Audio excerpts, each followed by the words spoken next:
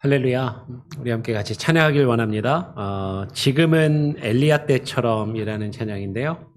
같이 한번 또 많이 아실 것 같고요. 혹시 몰라도 같이 한번 또 들어보고 배워보고 그렇게 있으면 좋겠습니다. 조금 빠른 노래거든요. 찬양해 보죠.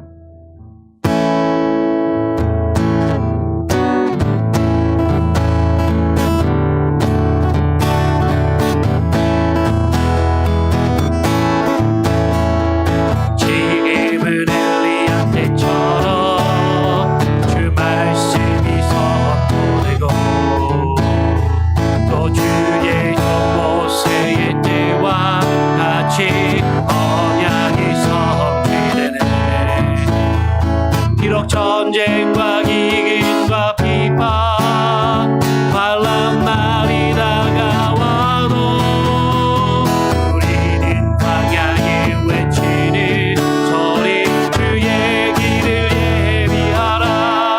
몰아주리 구름 타시고 나팔 불 때에 다시 오시네. 모두 외치세 은혜의 해니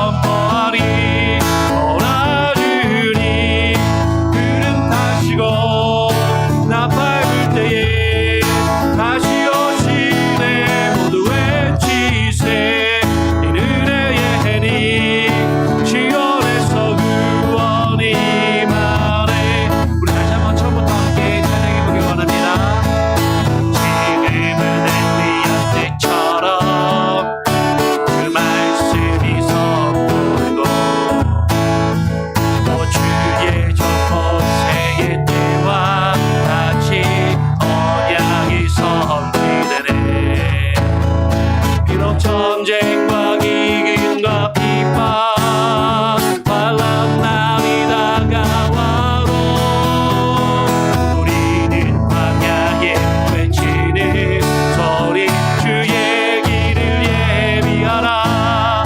몰아주니 구름 타시고 나팔 불 때에 다시 오시네. 모두 외치세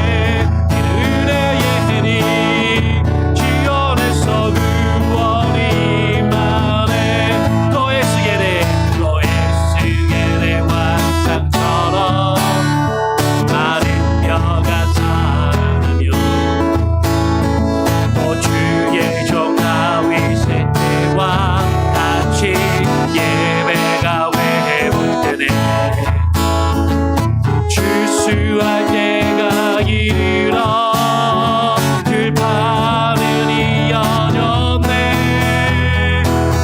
우리는 출수하리라 급하여 주 말씀 선포하리. 몰아주리 구름 타시고 나팔 불 때에 다시 오시네. 모두 외치세 지원에서 구원이 만에 몰아주리 구름 타시고 나팔 불 때에 다시 오시네. 모두 외치세 이는 은혜의 해니 지원에서 구원이 만에 몰아주리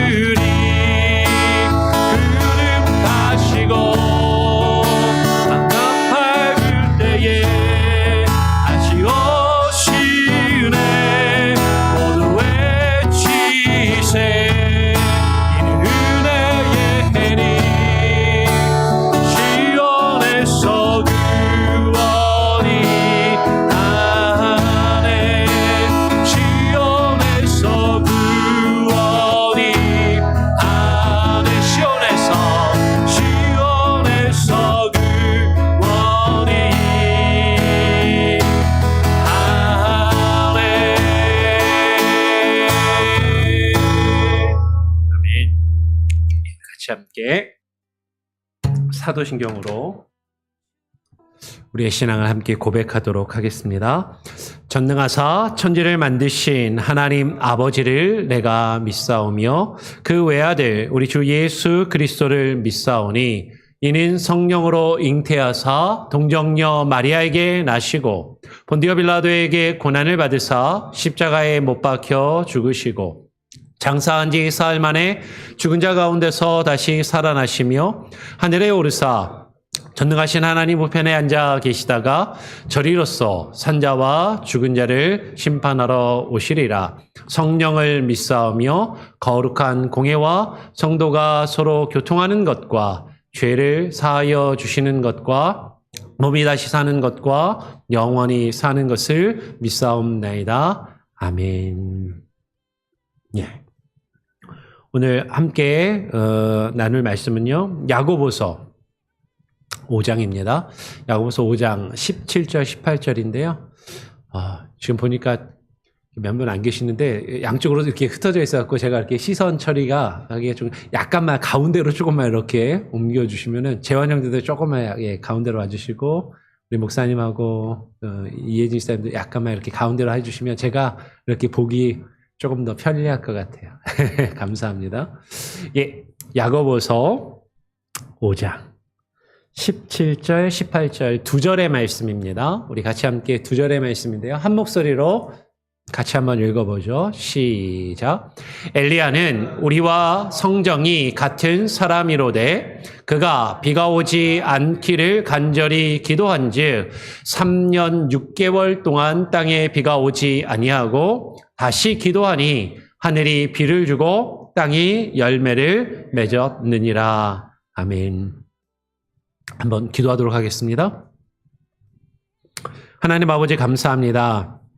오늘 또 우리가 성경 인물을 계속해서 수요 예배 가운데 함께 살펴보면서 오늘은 엘리야에 대해서 살펴보기를 원합니다. 믿음의 사람, 위대한 신앙의 인물, 또 기적과 능력의 인물인 엘리야를 우리가 바라보면서 그에게 있었던 그 믿음과 그 능력과 하나님께서 그를 통하여 행하신 일들을 우리가 바라보게 하시고 또 우리의 삶 가운데 하나님께서 또 우리가 어떠한 모습으로 살아가기를 원하시는지 생각하며 또 고민하는 귀한 시간이 되게 하여 주시옵소서. 하나님 짧은 시간 또 우리가 말씀을 나눌 때 하나님께서 우리에게 들을 수 있는 길을 열어주시고 집중하여 들을 수 있는 마음과 우리의 생각이 하나님 흐트러지지 않게 하여 주시고 하나님의 뜻 안에 거하며 주께서 우리에게 말씀으로 주시는 교훈과 또 의미들을 깊이 생각하며 묵상하는 시간이 되게 하여 주시옵소서. 감사하며 거룩하신 예수 그리스도의 이름으로 기도합니다. 아멘. 예, 오늘 우리가 엘리야에 대해서 같이 함께 나누길 원합니다. 아합과 이세벨에 대해서 같이 나누면서 엘리야에 대해서 이렇게 같이 좀 살짝 언급하고 다루었는데 오늘은 엘리야에 대해서만 쭉 한번 정리하면서 집중하면서 한번 살펴보기를 원해요. 성경에 나오는 인물 중에 엘리야와 관련된 에피소드가 상당히 많이 있습니다. 그래서 엘리야에 관련된 그 에피소드를 오늘 수요 예배 이 1시간에 정리하는 게 사실은 좀 쉽지 않을 수도 있겠다라는 생각이 들어요. 엘리야와 관련된 에피소드 하나하나만 해도 여러 편의 설교를 하고도 남을 그런 내용들이고 주제들이 있는데 오늘 이 시간에는 짧게 간략하게 엘리야의 생애 그리고 엘리야의 사역 가운데 있었던 에피소드들을 간략하게 같이 한번 정리를 해보고 수요 예배를 마친 이후에 또 우리 친교실에서 같이 Q&A 시간을 통해서 조금 더 같이 깊이 생각해보고 나눠보고 고민하는 그런 시간을 갖기를 원합니다. 오늘 우리가 본문으로 읽었던 야고보서 5장의 말씀에도 기록되어 있는 것처럼 엘리야 하면 대표적인 그와 관련된 에피소드는 엘리야가 야고보서는 이렇게 기록하는 거죠. 우리와 성정이 같은 사람이로되 그가 기도한즉 비가 오지 않기도 하고 또 다시 기도하니 비가 하늘에서 비를 주셨다라는 그 내용이 가장 크고 잘 알려진 내용입니다. 엘리야는 놀라운 기적을 많이 행한 그런 선지자 중에 하나인 것이죠. 근데 그가 놀라운 기적과 능력을 행하였지만 오늘 성경은 특별히 야고보서는 그가 우리와 다른 어떤 특별한 인간이었다라고 이야기하고 있는 것이 아니라 우리와 성정이 같은, 우리와 같은 마음과 성품과 성격을 가진 똑같은 사람이다라는 것을 강조하고 있고, 근데 그가 기도하였을 때, 그가 간구하였을 때 하나님께서 그 기도를 들으시고 놀라운 역사를 이루신 것을 우리에게 증거해 줍니다. 열왕기상 17장 1절에 처음으로 엘리야라는 인물이 등장을 하게 됩니다. 열왕기상 17장을 보면 17장 1절에 이 디셉 사람 엘리야에 대해서 이야기하면서 이렇게 이야기를 하죠. 길르앗에 우거하는 자 중에 디셉 사람, 아마 디셉이라는 지역의 출신인 것 같아요. 디셉 사람 엘리야가 아합 왕에게, 우리가 앞서서 살펴봤던 아합 왕과 이세벨, 그 악한 왕과 그 왕비에게 나와서 말하는 것이죠.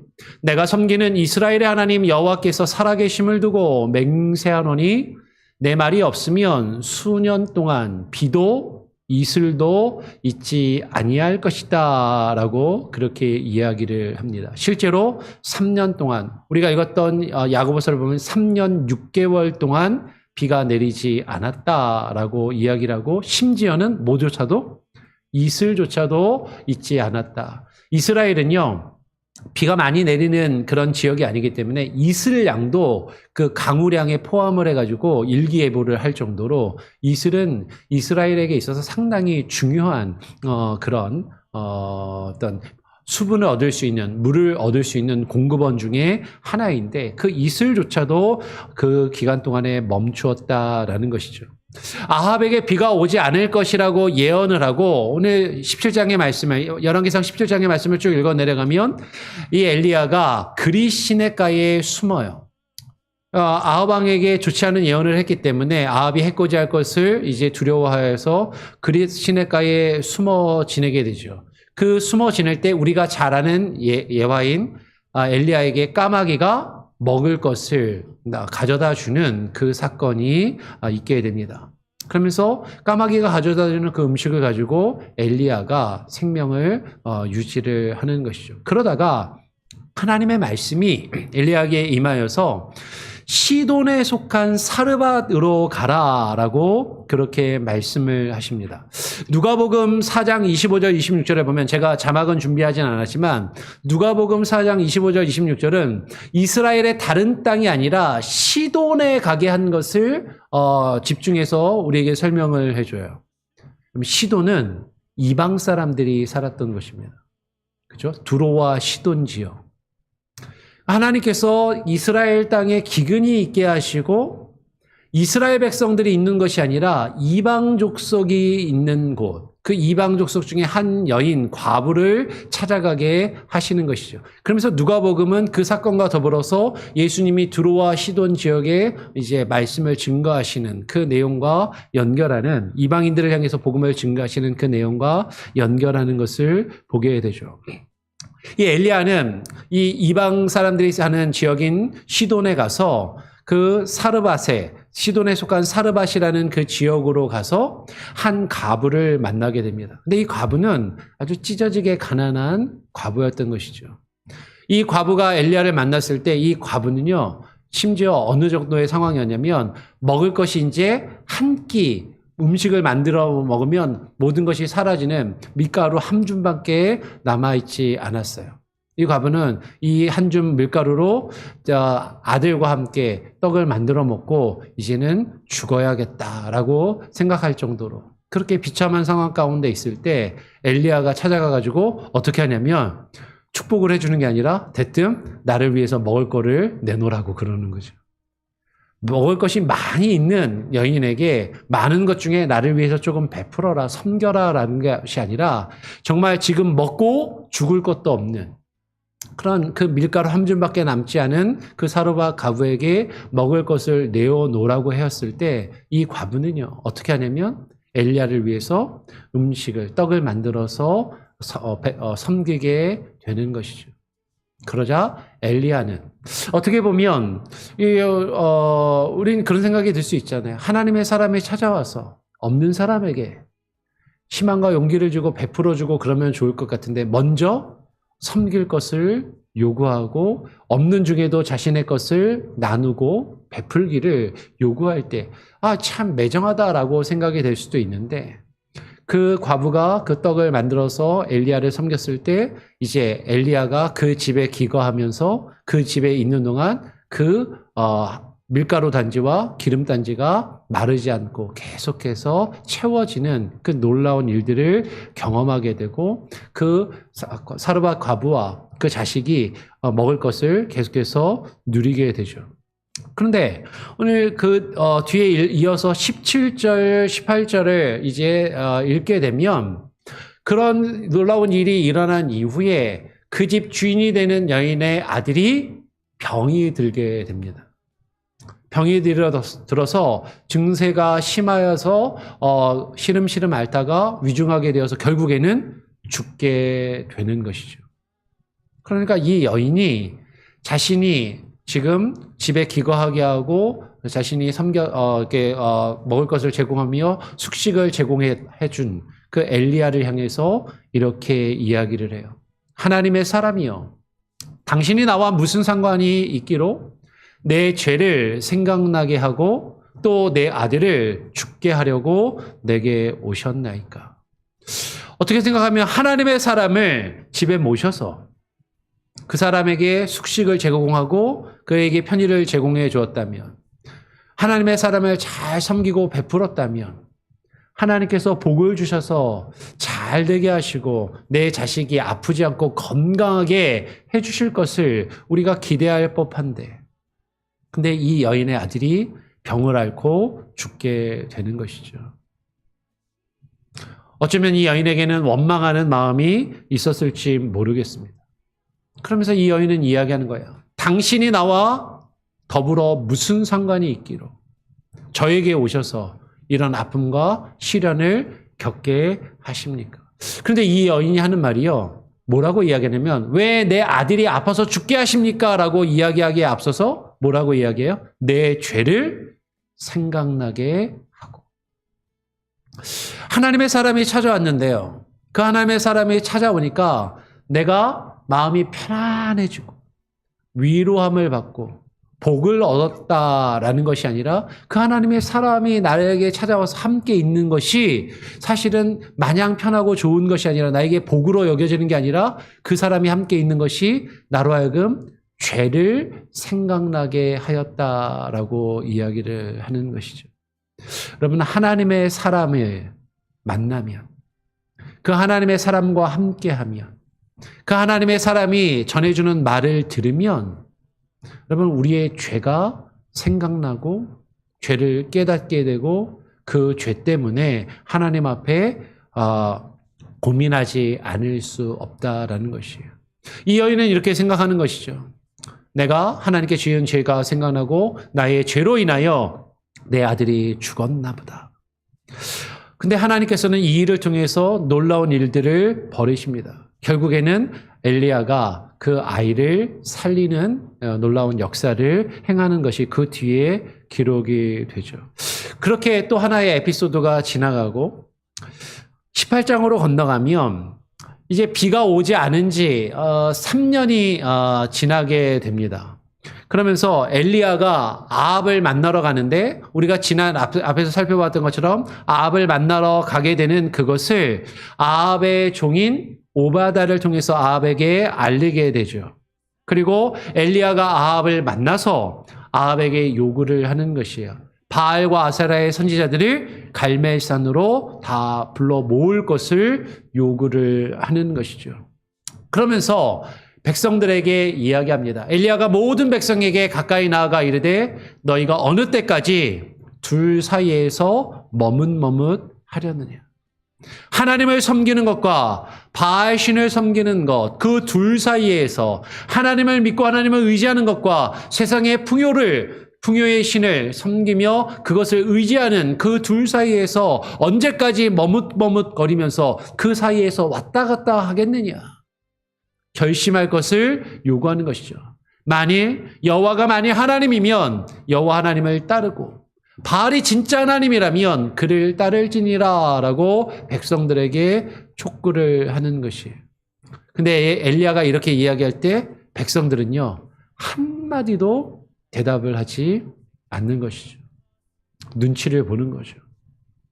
누가 진짜 신인지, 어떤 것을 택하여 나에게 더 이득이 될지 아직까지도 갈팡질팡하고 있는 백성들의 모습을 우리가 발견할 수 있다라는 것이에요.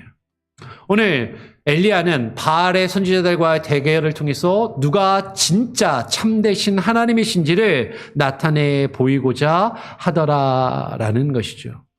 그래서 바알의 선지자들을 불러 모아놓고 그 뒤에 내용을 읽어보면 18장 그 뒤에 25절에서 29절의 내용을 보면 어느 신이 이제 바알의 불을 내려서 응답하는 신이 진짜 신이다라고 그렇게 이야기를 하는 것입니다. 그러면서 20절, 24절에 보면 송아지 한 마리씩을 가져다가 이게 제단을 쌓아놓고 불을 내려서 응답하는 신이 참 신이다라고 그것을 놓고 대결을 하는 것이죠. 그러면서 이제 바알의 선지자들이 먼저 송아지를 잡고 저녁까지 계속해서 몸에 칼로 흠집을 내면서까지 불을 내리기를 바라면서 빌지만 비가 내리지 않는 것이에요. 이제 저녁 때쯤이 되었을 때 엘리야가 12개의 돌을 취하여서 제단을 쌓고 물 12통을 가져다가 그 제단과 제단 주위에 물을 뿌리게 되죠.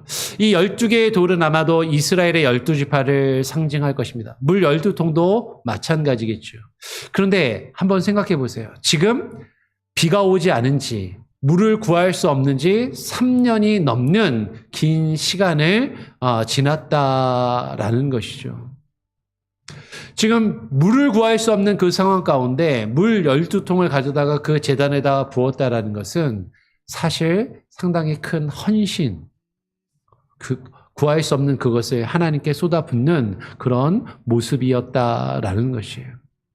엘리야가 이제 갈멜산 꼭대기에서 올라서 그 제단에 물을 붓고 기도를 하자 하늘에서 불이 내려서 그 번제물과 나무와 돌과 흙을 다 태우고 그 도랑의 물을 다 말라 없어지게 할 정도로 강한 불이 내려서 그 제단을 태우게 되는 것이죠. 이 모습을 보고 모든 백성이 보고 엎드려서 말합니다. 여호와 그는 참 하나님이시로다. 여호와 그는 하나님이시로다. 이 사건을 통해서 지금 여러분 엘리야가 나타나에 보이고자 했던 것은 자신에게 어떤 신비한 능력이 있거나 자신이 능력을 행한 어떤 신비한 힘을 가지고 있다는 것을 나타내 보이는 것이 아니라 이 일을 통해서 나타내 보이기 원하는 것은 뭐예요?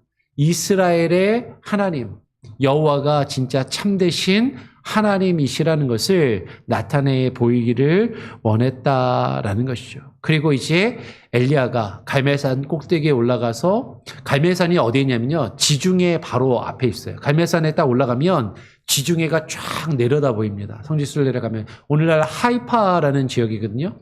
그 하이파 지역에 가면 실제로 굴도 있어요. 엘리야가 기도했다라고 여겨지는 굴이 한 두세 군데 있는데 어느 굴에서 기도했는지 정확하게 알지는 못하지만 엘리야가 굴 속에 들어가서 간절하게 기도합니다.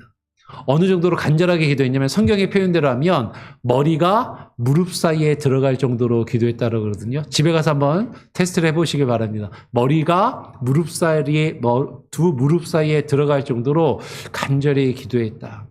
무릎을 꿇고 양 무릎 사이에 머리가 들어가나 안 들어가나 한번 해보세요. 그 정도로 간절하게 기도했다라고 성경은 이야기를 하는 것이죠.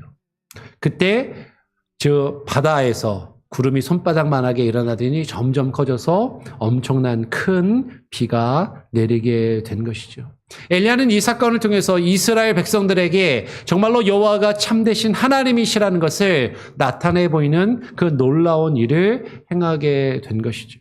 그런데 이 놀라운 기적과 능력을 행한 엘리야도 그 사악한 아합과 이세벨 앞에서 두려워하며 죽을까 봐 자신의 목숨을 구하기 위해서 피하는 그런 모습을 바로 이어서 보여주더라라는 것이에요.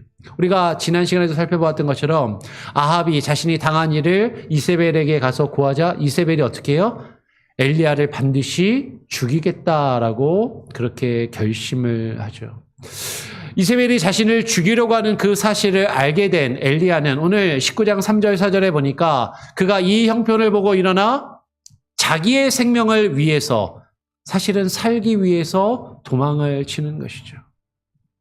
유다에 속한 부엘세바에 이르러 자기의 사원을 그곳에 머물게 하고 자기 자신은 광야에 들어가서 사람들이 찾기 어려운 그 광야에 들어가서 하루길을 더 나아가 한 로뎀나무 한 그루를 발견하고 그 아래에 앉게 됩니다. 그러면서 살기 위해서 도망친 엘리야가 자신의 신세가 너무나도 처량하게 느껴지고 너무나도 지금 그 마음이 상하여서 하나님 앞에서 죽기를 원하고 있는 것이죠. 하나님 차라리 저를 죽여주십시오.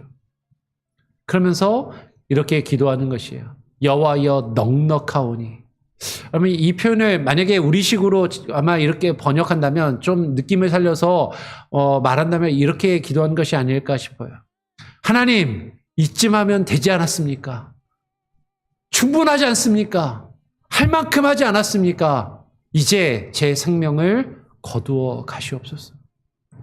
할 만큼 했으니까. 충분하니까 더 이상은 못 견디겠습니다. 제가 버틸 만큼 버텼습니다.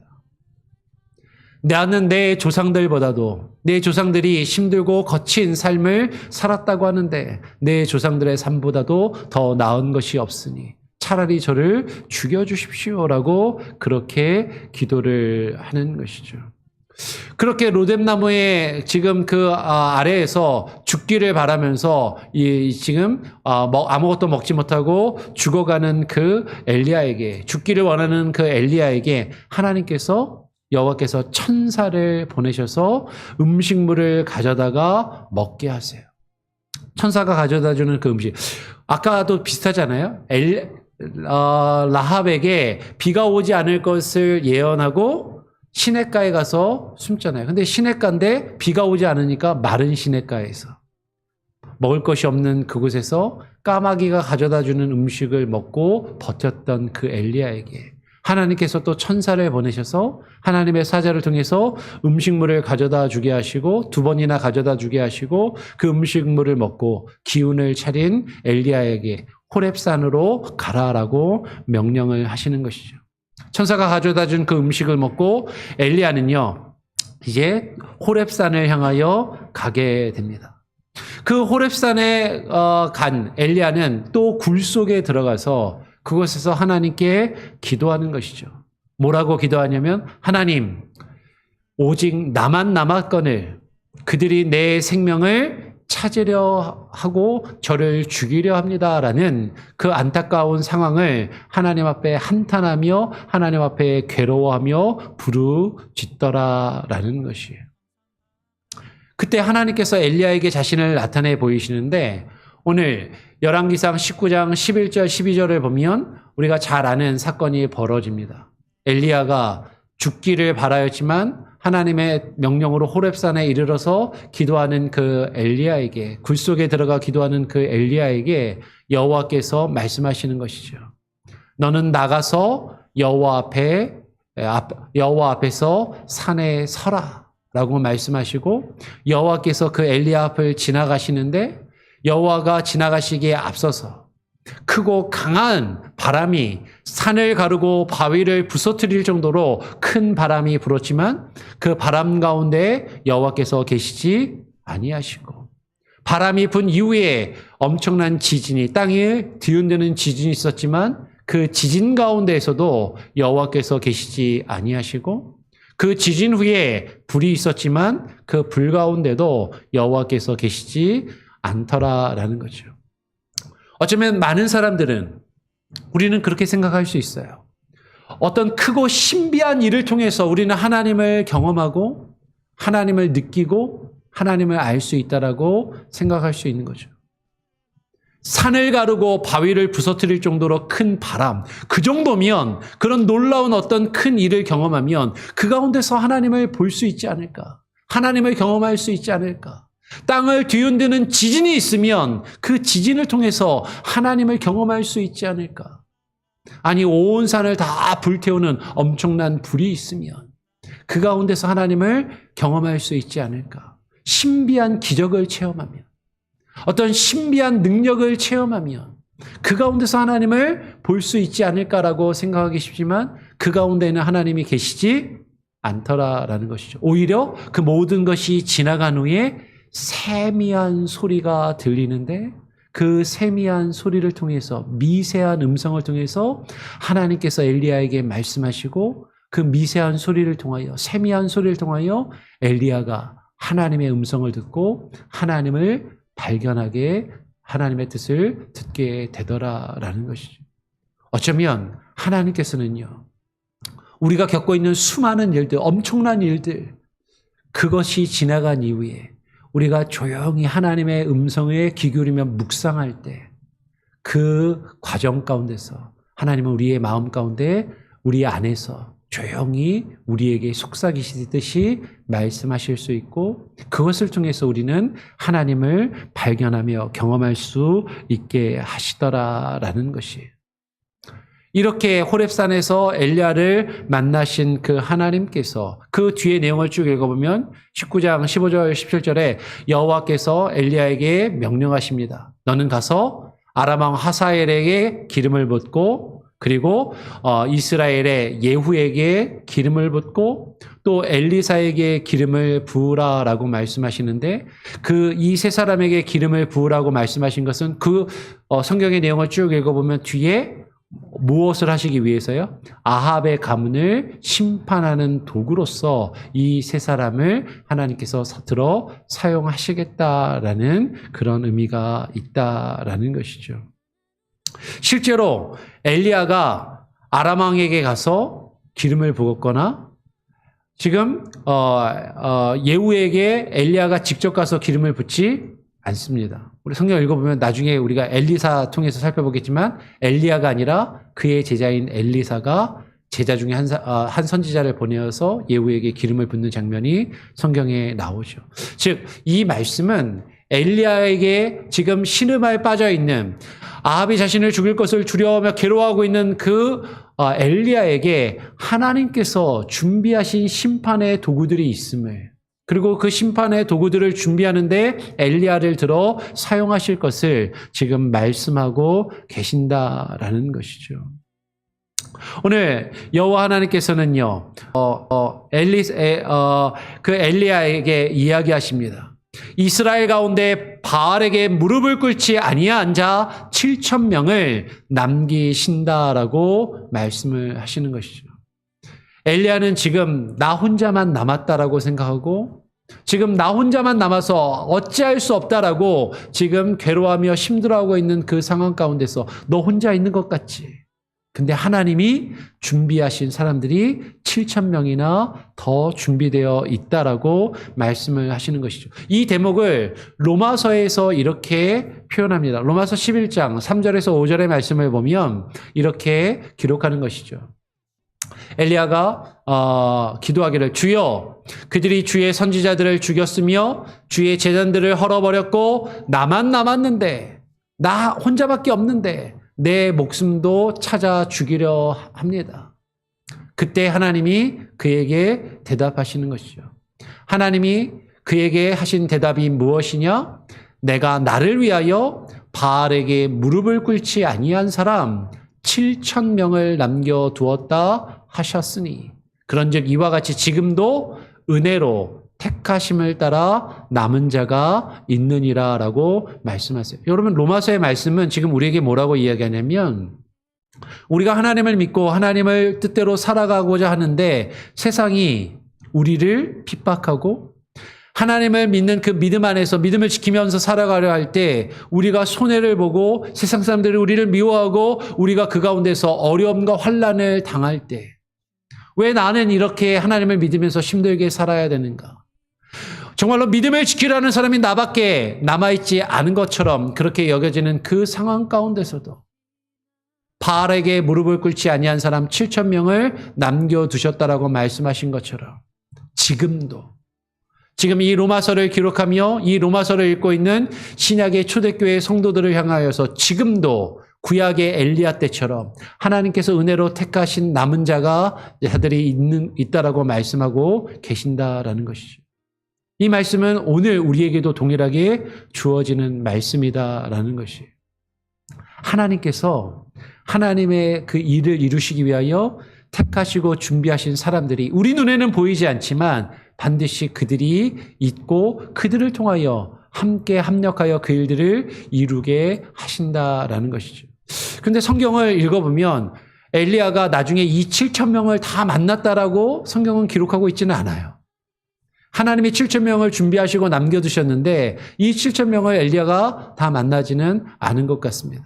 근데 분명한 건 하나님께서 엘리야에게 가장 먼저 누굴 만나게 하세요?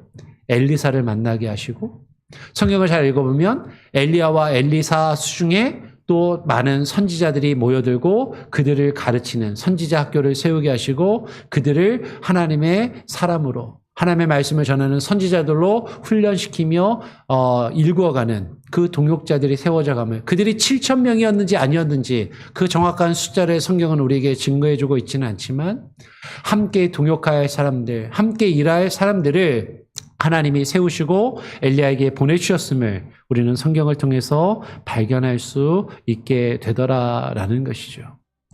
이 말씀을 들은 이제 엘리야는요, 엘리사를 찾아가게 됩니다. 뒤에 19절에서 21절을 보면 엘리야가 엘리사를 만나서 12결의의 소로 밭을 갈고 있는 그 엘리사 위에 겉옷을 딱 덮으니까 엘리사가 그 소들을 다 물리치고 버리고 소를 잡아서 또 백성들에게 나누어 주고 엘리야를 따르기로 결심을 하며 엘리야를 수종을 드는 것이죠.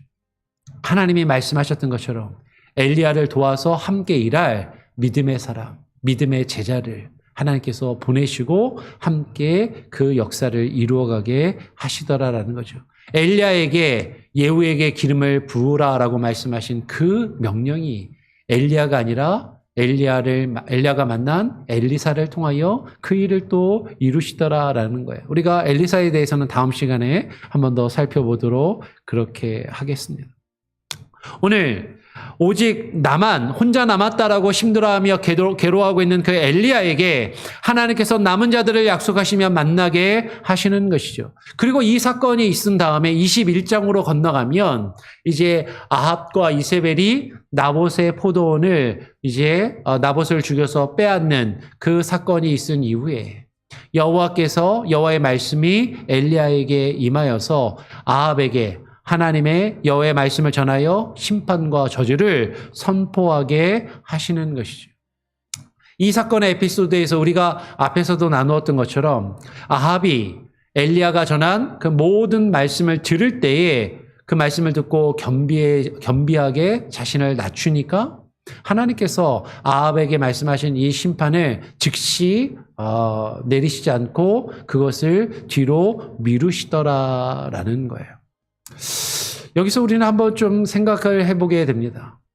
아합에 대한 그 심판과 재앙의 말씀을 받고서 그 말씀을 전할 때 엘리야의 마음은 어땠을까? 하나님이 나의 괴로움을 들으시고 나의 힘들고 어려운 사정을 아시고 나를 죽이려 하는 그 아합과 그의 아내 이세벨을 심판하려 하시는구나.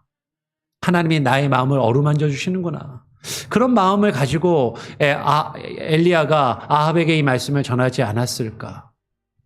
아합에게 그 말씀, 심판의 말씀을 전할 때는 하나님이 이 아합을 하나님께서 반드시 치시고 심판하시며 멸하시기를 바라는 마음에서 엘리야가 그 말을 전하지 않았을까? 그런 생각이 좀 드는 것이죠. 그런데 얼마 지나지 않아서 아합이 하나님의 말씀을 듣고 겸손하게 뉘우치는 모습을 보이자 하나님이 당장 심판하시지 않고 심판을 미루시겠다라고 했을 때 엘리야의 마음은 어땠을까? 조금은 서운하지 않았을까? 아니면 하나님께 좀 섭섭하지는 않았을까? 그런 생각이 불현듯 들기도 하는 것이죠. 근데 어쩌면 우리도 그와 같지 않은가 하는 것이에요. 하나님의 말씀을 들어서 우리가 누군가에게 증거하며 선포하면서 하나님의 공의가, 하나님의 정의가 이루어져서 하나님이 정말로 저 악한 자들을, 나를 괴롭히는 자들을 하나님이 심판하시고 멸하시기를 우리는 바라는데, 근데 우리가 증거하는 그 하나님의 말씀을 그들이 듣고 뉘우쳐서 하나님께서 그들을 용서하신다면 우리의 마음이 어떨까? 근데 하나님은 우리가 전하는 그 말씀을 통해서 그들이 뉘우치고 회개하며 하나님께 돌아오기를 바라고 계신다라는 것이죠. 어쩌면 우리는 하나님의 마음을 바로 알고 때로는 우리를 해하려 하는 자들에게까지도 하나님의 말씀과 복음을 바르게 증거하며 선포할 수 있는 복음에 참된 증거자들이 되어야 되지 않겠느냐라는 것이에요. 엘리야는 이렇게 아합이 살아있을 때에도 엄청난 일들을 행하였지만 아합이 죽은 이후에도 계속해서 활동을 하게 됩니다. 그리고 아합이 먼저 죽고 아합이 죽은 이후에도 죽지 않고 여러 활동들을 하다가 승천을 하게 되죠. 그리고 이 엘리야는 신약 성경에도 등장하는 그런 인물이다라는 것이에요. 열왕기 상에서 열왕기 하로 넘어가게 됩니다. 열왕기 하로 넘어가서 이제 아합이 죽고 그의 아들 아하시아가 왕이 된 이후에 그 아하시아가요, 다락의 난간에서 떨어져서 중한 병에 들게 됩니다. 구체적으로 어떤 병인지 모르지만 떨어져서 다친 것이니까 안에 내장이 파열이 되었든지 하여튼 뭐가 좀 장기가 상했든지 중한 병을 앓고 이제 알아 눕게 되는 것이죠. 그러니까 이 아하시아가 사자를 보내어서, 여러분 이 사자라는 말이 말라크라는 말인데 보통 천사라고 번역되거든요. 이제 천사가 다 천사가 아니다라는 거죠. 이 왕이 보내는 사자를 누구에게 보내냐면 에글론의 신 바알세붑에게 보내어서 그 이방의 선지자에게 보냈겠죠. 그의 병이 낫겠는지를 물어보도록 지시를 하는 것이에요. 이때 열왕기하 1장 3절에 보면 여호와의 사자가 디셉 사람 엘리야에게 말씀하십니다. 너는 일어나 올라가서 사마리아 왕의 사자를 만나 그에게 이르기를, 이스라엘의 왕 그 아하시아가 보낸 그 사자를 만나서 이스라엘의 하나님이 없어서 너희가 에글론의 신 바알세붑에게 물으려 가느냐, 하나님의 책망의 말씀을 전하게 하는 것이죠. 하나님이 참되신 하나님이 계시는데 그 하나님이 없어서 다른 이방의 신에게 너희가 의지하며 그에게 물으려 가려고 하느냐 하는 것이죠. 그러므로 여호와의 말씀이 네가 올라가 누워있는 그 침상에서 다시는 내려오지 못하고 내가 반드시 죽을 것이다 라는 그 심판의 말씀을 선포하게 됩니다. 사자들이 엘리야를 만나서요, 지금 에글론으로 향해서 가지 않고 다시 되돌아오게 됩니다. 다시 되돌아온 그 사자들에게 아하시아가 묻는 것이, 왜 되돌아오냐? 이상한 사람을 만나서 저희에게 이런 이야기들을 하더라라고 이야기를 하고, 어떤 사람이 그 사람의 인상착의를 물어보니까 털옷을 입고 있고 뭐 이렇게 허리에 띠를 띠고 있습니다라고 이야기를 하니까, 그러면 그 사람이 엘리야다라고 아하시아가 그것을 알아차리고 사람을 보내어서 엘리야를 데려오게 해요. 근데 사람을 보낼 때마다 엘리야가 기도하니까 하늘에서 불이 내려서 그 사람들을 다 태워서 없애는 그런 놀라운 일들이 또 벌어지게 되는 것이죠.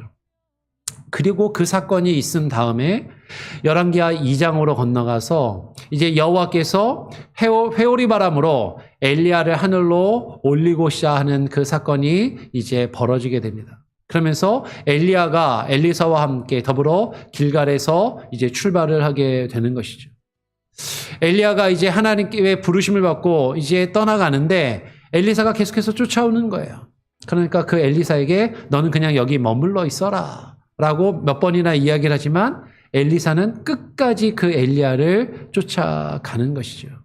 자신을 계속해서 쫓아오는 그 엘리사에게 네가 나에게 뭘 원하냐? 라고 엘리야가 물으니까 선생님의 능력에 성령의 영감의 갑절을 제가 원합니다. 라고 이야기를 하고 근데 네가 참 어려운 것을 요구하는구나. 근데 내가 하나님께 불러올림을 당하는 그 모습을 네가 살아서 보게 된다면 하나님이 그것을 주실 것이다 라고 그렇게 이야기를 하고 그렇게 이야기를 하고 있는 그 동안에 이제 겉옷으로 요단강을 치고 강물이 쫙 갈라지면 그 마른 땅을 건너서 요단강을 건너서 계속해서 길을 가고 있는 그때에 둘이 길을 갈 때에 오늘 2장 11절의 말씀을 보면 뭐라고 얘기해요? 수레와 지금 약간 건너간 것 같네요. 지금 보니까 말라기 그 절에 여기죠. 2장 11절, 그 밑에 11절에 보면 두 사람이 길을 갈 때 말을 하고 있을 때 불수레와 불말들이 두 사람 사이를 갈라놓게 되고 엘리야가 회오리 바람으로 하늘로 올라가게 됩니다. 이제 보통은 엘리야가 불병거를 타고 하늘로 승천했다라고 이제 그렇게 이제 보통 이야기를 하고 아는데 분명히 불수레와 말들이 나타나긴 했어요. 그래서 둘을 갈라놓긴 했는데 불병거를 타고 회오리 바람으로 올라갈 수도 있는데 하여튼 성경의 표현대로 하면 회오리 바람으로 그렇죠? 회오리 바람에 빨려 올라가는 그런 일이 있게 되는 것이죠. 그런데 회오리 바람으로 올라갔다라는 이 소식을 다른 엘리야와 엘리사의 제자들이 듣고서 엘리사에게 나중에 이런 얘기를 합니다. 그 회오리 바람으로 올라갔다가 어디 땅에 떨어지지는 않았는지 저희들이 한번 찾아보겠습니다. 라고 그렇게 이야기를 하는 것이죠. 그러니까 왜 그런 이야기를 하냐면 그 가다한 지역에 회오리 바람의 돌풍이 간혹가다 일어나는데 그러면 양이나 가축들이 회오리 바람에 빨려 올라가서 어딘가에 떨어지는 그런 일들이 종종 있었다라는 거죠. 그러면 켄터키나 미주리나 이쪽 중부 지역에 가면은 토네이도나 회오리 바람이 많이 일잖아요.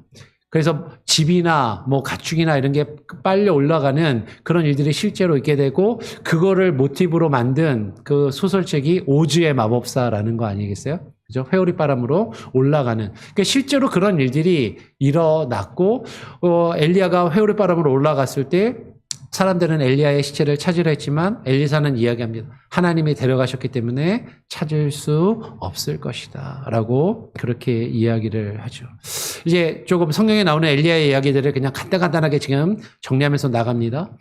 구약에 나오는 엘리야의 이제 이야기는 여기서 끝이 나고 이름은 여러 번 나와요. 엘리야가 한 예언들이 그 뒤에 어떻게 이루어졌더라라는 내용들이 구약 성경에 쭉 이야기 나오다가 구약 맨 마지막에 가면 말라기서에 이런 예언이 나옵니다. 보라, 여호와의 크고 두려운 날이 이르기 전에 내가 선지자 엘리야를 너희에게 보내리니 그가 아버지의 마음을 자녀에게로 돌이키게 하고 자녀들의 마음을 그의 아버지에게로 돌이키게 하리라. 돌이키지 아니하면 두렵건대 내가 와서 저주로 그 땅을 칠까 하노라 하시니라 라는 예언의 말씀이 말라기 선지자를 통해서 있게 됩니다.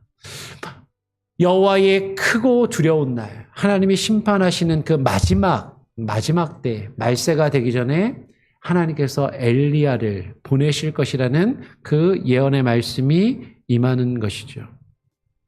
실제로 그러면 이 엘리야가 언제 올 것인가?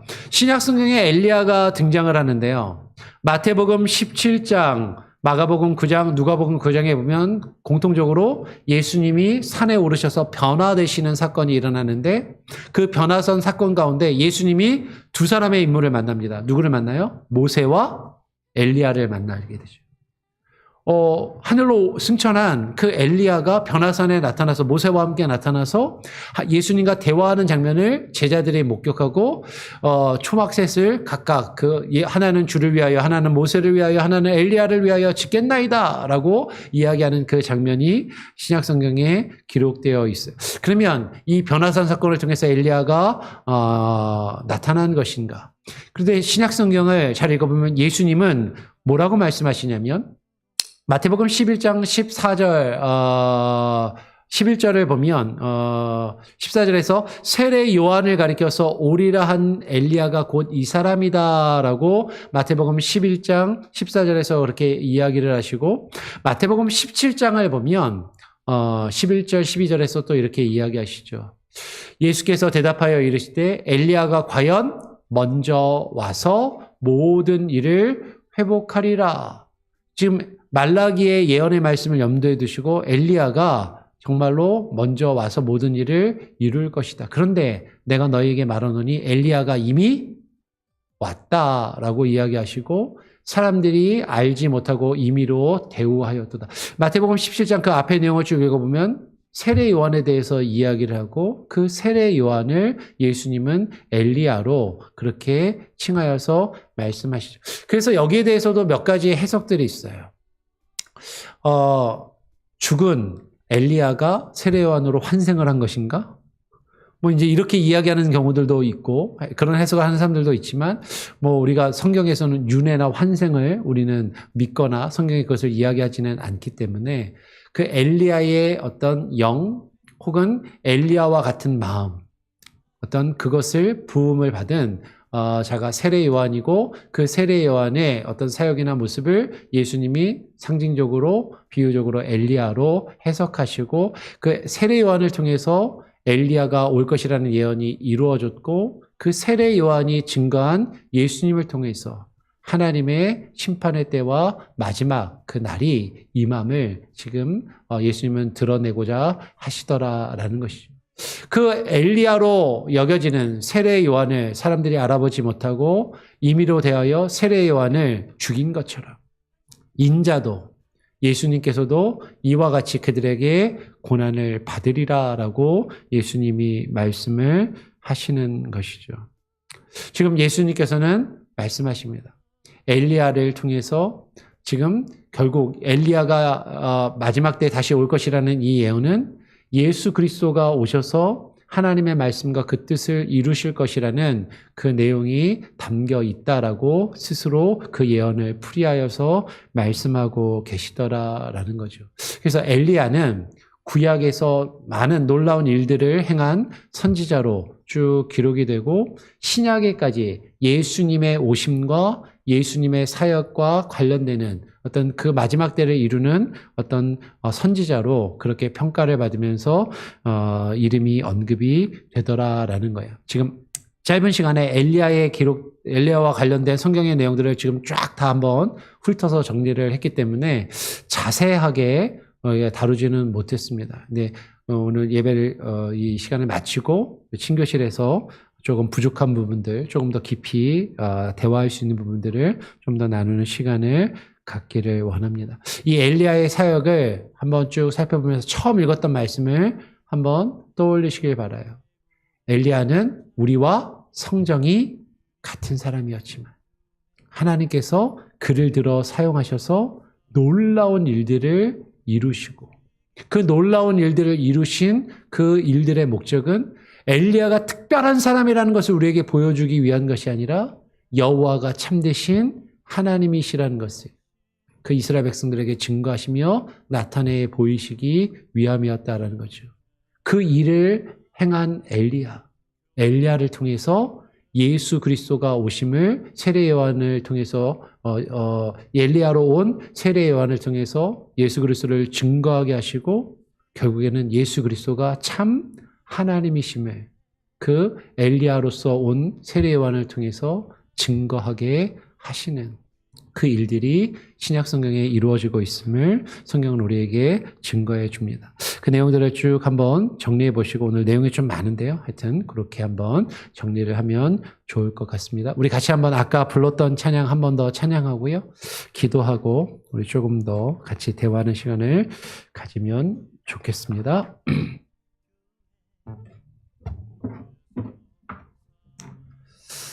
아까 불렀던 지금은 엘리야 때처럼이라는 찬양 같이 한 번 더 불러보고요. 그리고 우리 같이 또 기도 잠시 하고 예배를 마치도록 하겠습니다.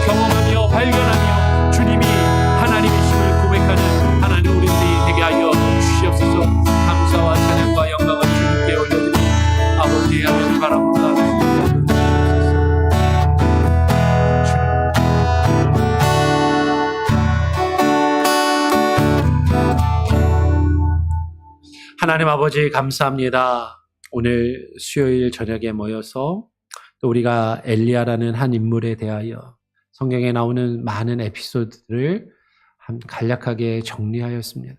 하나님 말씀이 또 우리의 머리와 우리의 마음과 생각과 삶 가운데 하나님 남겨지게 하시고 하나님께서 행하신 그 놀라운 일들의 의미들을 하나하나 곱씹고 되새기며 묵상함으로 그 가운데서 발견하는 하나님께서 우리에게 주시는 교훈과 하나님께서 우리에게 주시는 그 은혜들을 하나님 간직하며 붙들며 살아가게 하여 주시옵소서. 하나님 엘리야를 통하여 놀라운 일들을 이루셨던 것처럼 우리의 삶 가운데 하나님의 살아계심을 경험하게 하시는 놀라운 일들이 이루어지기를 소원합니다.